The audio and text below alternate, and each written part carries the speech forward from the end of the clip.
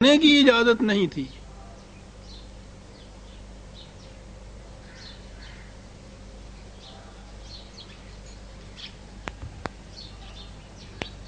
تاریخ کے ان قوائف کی روح سے عزیزان من، اس آیہ جلیلہ میں مسجد اقصی سے، اور یہ مسجد اقصی جو بیت المقدس میں ہے وہ مراد لینا صحیح نہیں ہو سکتی۔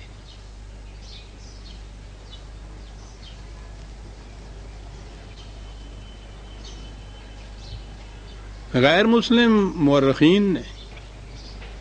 اور مستشرقین تو ان کے ہاں کے بہت تحقیقات کرتے ہیں، اور یہ تو وہ چیز ہے جس میں کچھ زیادہ کاوش کی ضرورت بھی نہیں ہے۔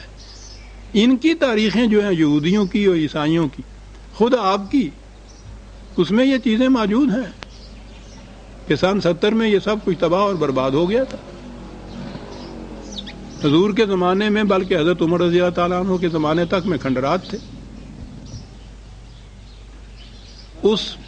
مسجد اور وہ قبہ جو بنا ہوا ہے ان کے اوپر وہ تعمیر کی تختی لگی ہوئی ہے، اس کے اوپر سن 72 ہجری لکھا ہوا ہے، کندہ ہے۔ عجیب بات ہے، اگرچہ بعد میں وہاں کچھ حصے اس کے بوسیدہ ہو گئے تھے یا کسی حادثے سے کچھ حصہ میں مسمار ہو گیا تھا، تو ہارون رشید کے زمانے میں اس نے مرمت کرائی تھی ان کی، لیکن یہ اتفاق کہیے یا کوئی صاحب ہوا کاریگروں کا، مرمت کی انہوں نے اچھی خاصی، لیکن وہ جو تعمیر کی تختی تھی پہلی اوریجنل 72 والی وہ ویسی کی ویسی رہی، وہ اب بھی ویسی کی ویسی ہے وہاں۔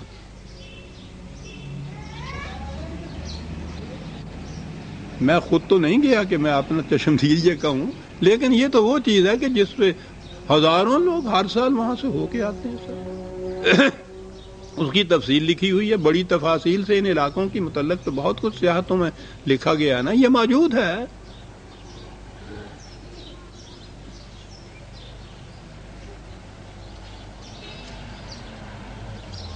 تو وہ مسجد تو مراد نہیں ہو سکتی کہ وہاں مسجد ہی نہیں تھی حضور کے زمانے میں، وہاں ہیکل بھی نہیں تھا، وہاں یہودیوں کی عبادت گاہ بھی کوئی نہیں تھی۔ تو سوال پیدا یہ ہوتا ہے کہ اس آیہ جلیلہ میں پھر یہ جو چیز ہے کہ پاک ہے وہ ذات جو اپنے بندے کو راتوں رات مسجد حرام سے، مکے سے مسجد اقصی کی طرف لے گئی۔ اور جب میں پھر نہیں، وہ تو بنی اسرائیل کی سورہ اسراء تو بہت پہلے درس میں آ چکی ہوئی ہے، وہاں یہ آگے یہ ہے کہ وہاں جا کے ہم پھر اپنی وہ بلند ترین عظیم ترین نشانیاں دکھائیں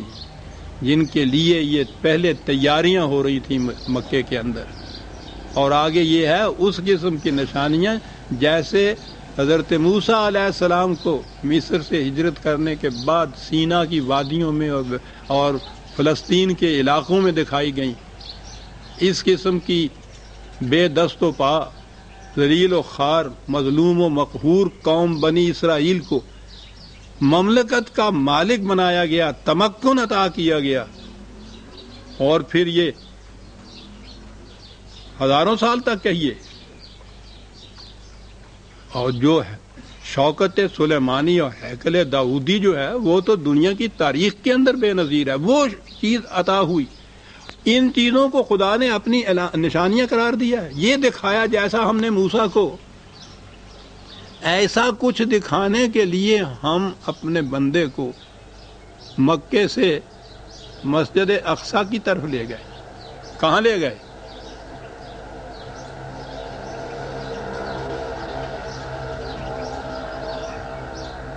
میں درمیان میں اپنی میں کی بات نہیں کرتا، واقعہ عرض کرتا ہوں۔ مدتوں تک اس کے اوپر میں تحقیق کرتا رہا،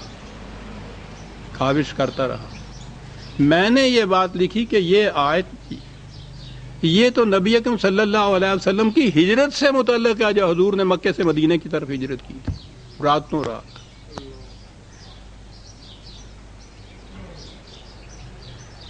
سوال یہ پیدا ہوا کہ یہ مسجد اقصی یہاں کیسے آ گیا؟ میں نے بھی لکھا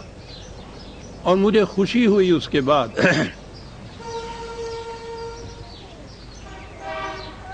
ایک بہت بڑے علامہ، اور عجیب بات کہ وہ بہت بڑے اہل حدیث تھے، علامہ عنایت اللہ عصری وزیر آبادی گجرات میں جو رہتے، 2-3 سال ہوئے ان کا انتقال ہوا ہے۔ میں نے بہت پہلے یہ چیز لکھی تھی، انہیں لکھا تو وہ بہت خوش ہوئے تھے۔ یاد رکھیے وہ بہت بڑے اہل حدیثوں کے امام تھے،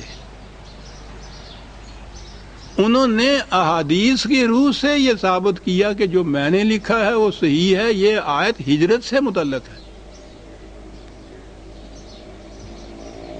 اور وہ لائے ان چیزوں کو۔ پھر کہا یہ جو اقصی ہے، قصوہ ہے، دور کی بات جسے آپ کہتے ہیں، پہلی چیز یہ ہے کہ مکے سے مدینے کا اس دور میں اب بھی وہ فاصلہ کچھ کم نہیں، قریباً 300 میل کا فاصلہ، تو وہ تو اقصی تھا،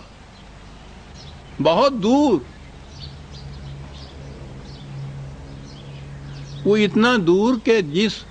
اونٹ یا اونٹنی پہ نبی اکرم صلی اللہ علیہ وسلم نے ہجرت میں سفر فرمایا تھا، اس کا نام ہی قصوہ ہے۔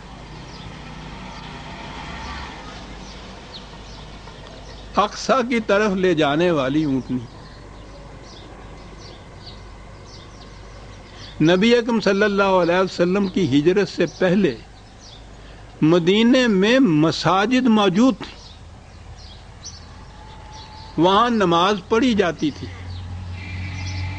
وہاں جمعہ پڑھایا اور پڑھا جاتا تھا۔ جس مقام پر حضور نے پہلے مسجد قباء میں جا کے فروکش حضور ہوئے ہیں عارضی طور پر، وہاں بھی وہاں نماز ہوتی تھی، وہاں اجتماع ہوتا تھا مسلمانوں کا۔ جہاں مسجد نبوی کی تعمیر ہوئی ہے یہاں بھی نماز ہوتی تھی۔ انہیں مساجد کہا جاتا تھا۔ تو اب یہ مساجد تو موجود ہیں اور یہ مقام اقصی بھی موجود ہے، بہت دور۔